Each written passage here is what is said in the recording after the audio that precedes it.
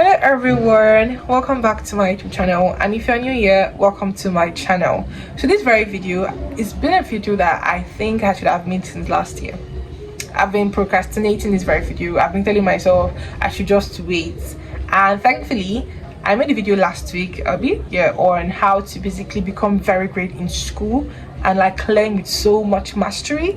And I made mention of I'm going to talk about the habits that are very essential for you to have in school, and that's why this video is very pertinent, because it's a sacrosanct understanding that we need to have habits that makes us to be this person we are. The same thing you did, something that Mel Robbins would say act like the person you want to become. And for you to act like the person you want to become, what does that mean? You need to already have those habits cultivated in you. There's this mental acuity and this physical well-being. There's this balance. So you're not just acting like the person you want to become, you are doing those things that make you to become the person you want to become. So the first habit I'm going to tell you that I think successful students have that set them apart from mediocre students is, of course, developing a structured routine, an invaluable routine. You're telling yourself, I'm going to stick to this, I'm going to work with this, even if there's something that will come in the way to like scatter the plans I have, which is understandable. We're in school, some things are unprecedented, some things are unforeseen, but you still tell yourself, this is my habits. A bad day cannot ruin an entire year.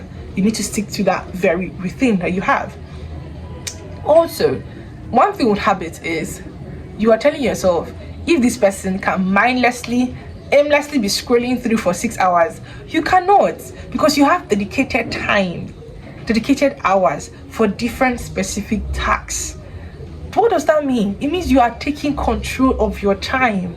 You're not controlled by the whims of fleeting distractions, because one thing is for sure, sometimes we are our own distractions. Sometimes we distract ourselves, which is normal. We get tired, we crave comfort. The brain loves comfort. But if you have those certain routines, those settings in your phone, those planners, you cannot avoid them. You want to stick to them because you are telling yourself, I'm learning to trust myself more. I need to trust my routine. So routines are very, very, very important. Please do not joke with it. You need to have a set time for waking up. You need to have a set time for sleeping, because if your day went well, trust me, the quality of your next day is going to be very dependent on that very day that went well or went bad.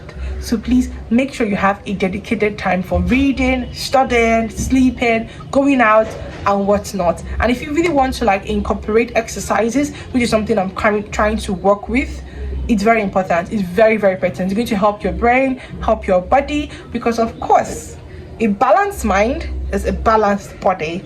Number 2 is master the act of active learning.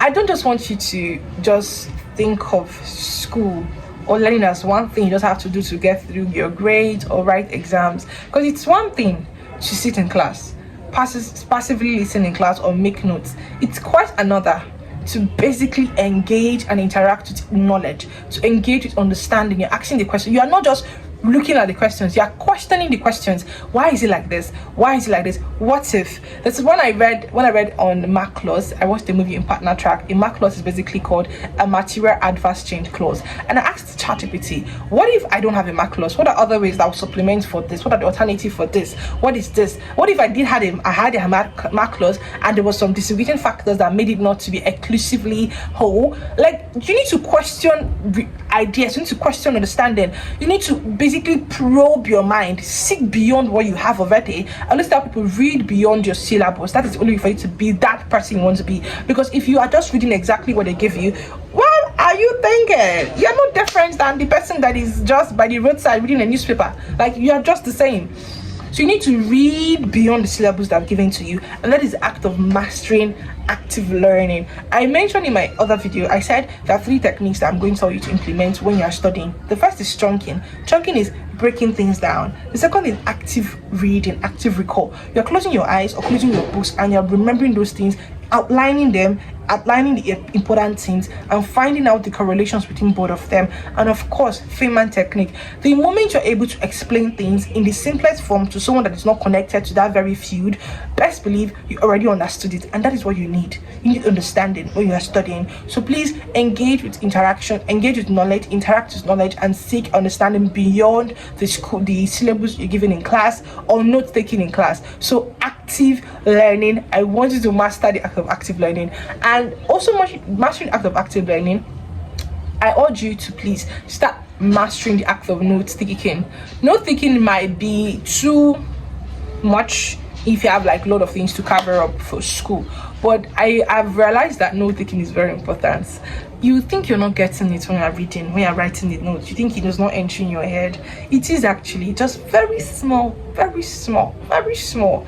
Note taking is very good. I really do not know about type of note taking, corner method, mapping, outlining, blah blah blah. Make your notes the take on or write the notes the best way you can think of. You get, I don't really have techniques on writing notes. However way you think you can write notes that will come out very beautiful, please write it as such. I don't have the types of techniques in writing the notes. I don't believe that note taking helps you in overall sense, honestly. Then of course the third thing is, please develop discipline.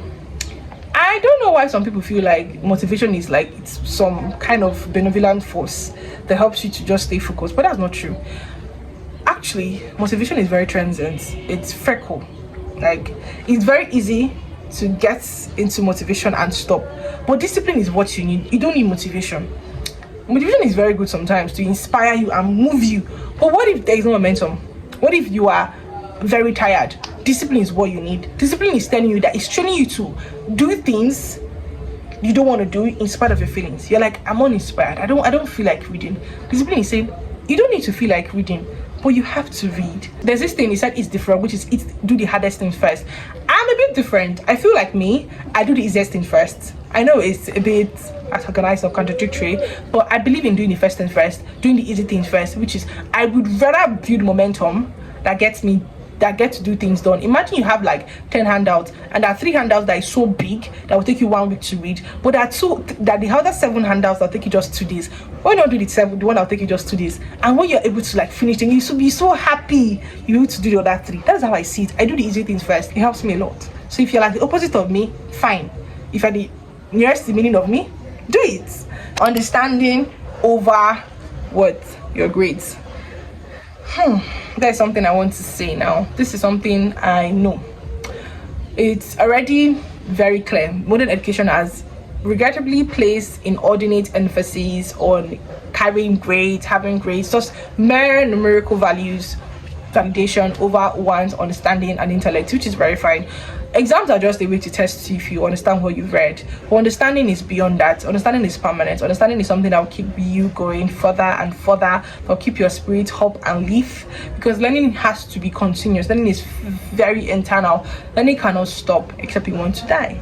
So please, I would rather advise you to seek to understand every concept as it is and as it ought to be, which is, you already know that this is what, like the way positive school will tell you that they believe that law is what is it, like just the idea that there is a sovereign person that is making up laws that is backed up by sanction or by threat.